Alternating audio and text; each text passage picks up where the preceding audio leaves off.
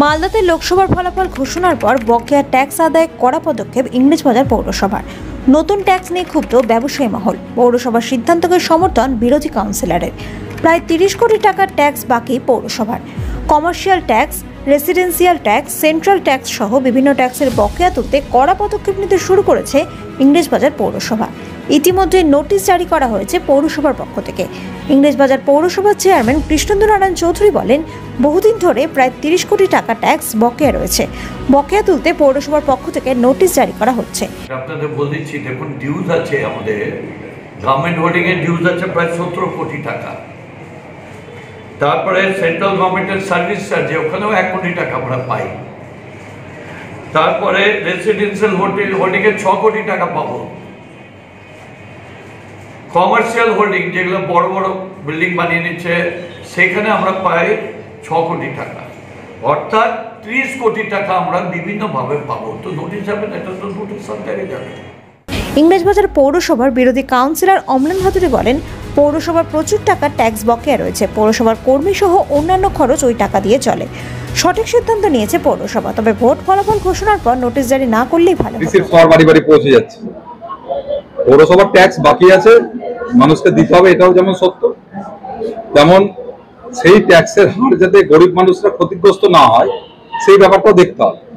এবং মানুষকে যদি হঠাৎ করে এতদিন ধরে ট্যাক্সের রসিদ গেল না, হঠাৎ করে তড়িঘড়ি ট্যাক্সের রসিদ পাঠিয়ে দিয়ে যদি সেখানে চাপ দেওয়া হয়, সেটাও নৈতিকভাবে ঠিক হবে। মানুষকে সময় দিতে হবে। বারে বারে বিভিন্ন জায়গায় আগে আমরা দেখেছি কাউন্টার করতো বিভিন্ন এলাকায় পৌরসভা থেকে, যেখানে মানুষ এসে ট্যাক্স দিত, সেই কাউন্টারগুলো করে যা যা পদ্ধতি আছে সেই পদ্ধতিতে ট্যাক্স নেওয়া হোক, তাতে কারো আপত্তি থাকবে।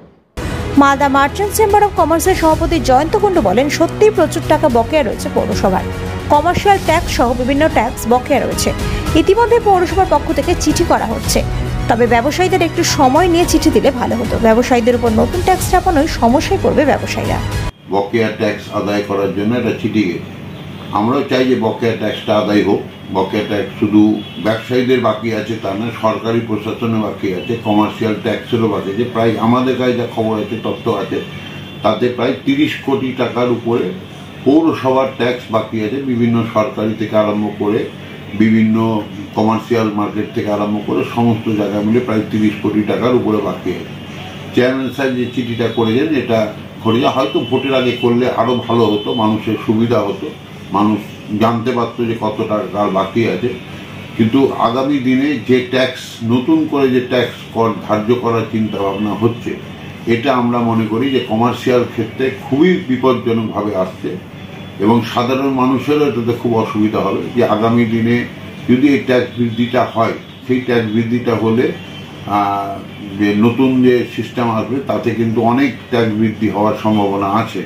অতএব আমরা আশা করব আমাদের মাননীয় চেয়ারম্যান কৃষ্ণেন্দু নারায়ণ চৌধুরীর ওপর মালদা জেলার ব্যবসায়ীদের একটা আস্থা আছে এবং আমরা আশা করব যে উনি সুষ্ঠুভাবে এটা মীমাংসা করবেন, যাতে কোনো ব্যবসায়ীর ওপর বা সাধারণ মানুষের উপর যাতে কোনো রকম ট্যাক্সের বোঝা না পড়ে।